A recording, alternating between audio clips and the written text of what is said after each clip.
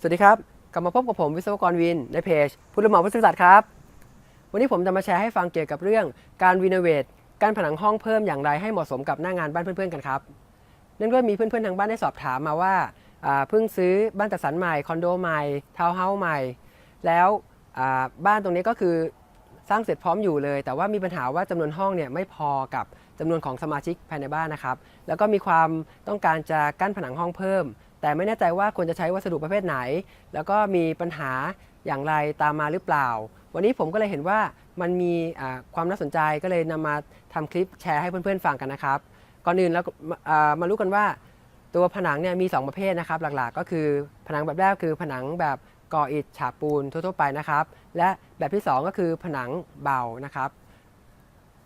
ผนังแบบแรกเนี่ยก่ออิฐฉาบปูนเนี่ยโดยทั่วไปเนี่ยก็คือเกิดจากการที่เรามาก่ออิฐแล้วก็ฉาบปูนเลยมีข้อดีก็คือทำเสร็จแล้วเนี่ยมันจะมีความคงทนแข็งแรงดูแล้วเป็นส่วนหนึ่งส่วนเดียวกับตัวบ้านตัวอาคารเลยนะครับมีความสามารถในการเรื่องเสียงความร้อนความชื้นได้ดีในระดับหนึ่งแต่ว่าอาจจะมีข้อเสียที่ไม่เหมาะกับหน้างานที่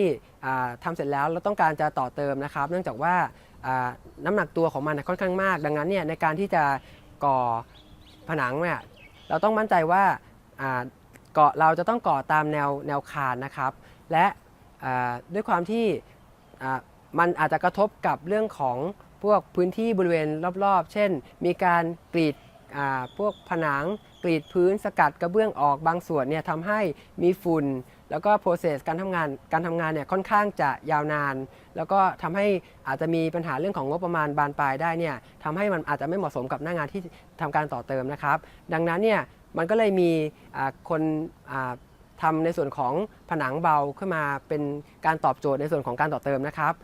ทีนี้มาดูกันว่าผนังเบาเนี่ยโดยทั่วไปเป็นยังไงนะครับผนังเบาเนี่ยประกอบไปด้วย2ส่วนคือ1ตัวโครงของมันและ2เนี่ยก็คือวัสดุปิดผิวตัวโครงเนี่ยโดยทั่วไปเนี่ยก็สามารถใช้วัสดุได้หลายแบบนะครับก็คือ1อาจจะเป็นโครงไม้ก็ได้หรือว่า2เป็นโครง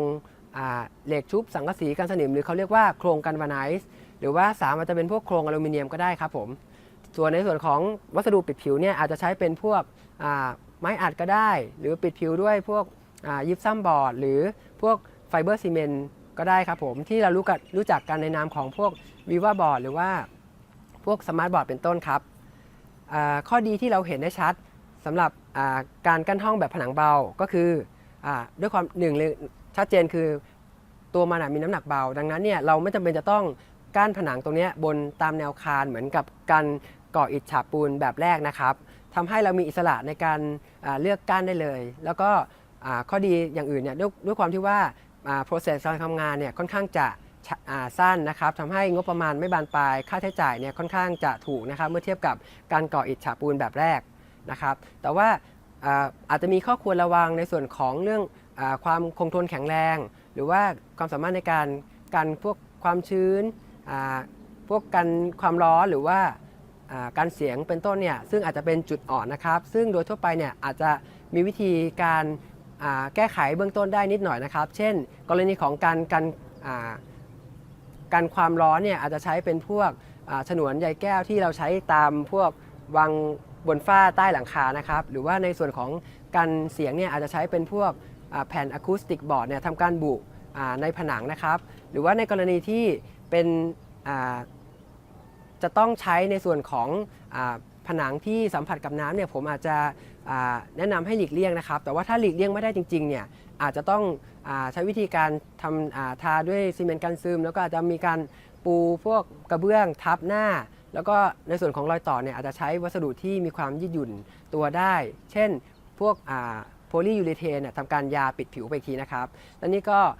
เป็นข้อดีข้อด้อยของการกั้นห้องด้วยวัสดุต่างกันก็คือแบบแรกเนี่ยเป็นก่ออิฐฉาบปูนธรรมดานะครับซึ่งอาจจะไม่เหมาะแล้วก็แบบ2เนี่ยการกั้นห้องผนังเบาซึ่งเหมาะกว่านะครับและถ้าชอบคลิปนี้เนี่ยก็ช่วยกดไลค์ให้เป็นกำลังใจนะครับและถ้าเห็นว่าเป็นประโยชน์กับเพื่อนๆท่านอื่นที่กำลังทำบ้านอยู่ก็ช่วยกดแชร์ไปนะครับและกลับมาพบกับสาระดีๆได้ใหม่ในเพจผู้รับเหมาผู้ซื่อสัตย์ในคลิปถัดไปครับสวัสดีครับ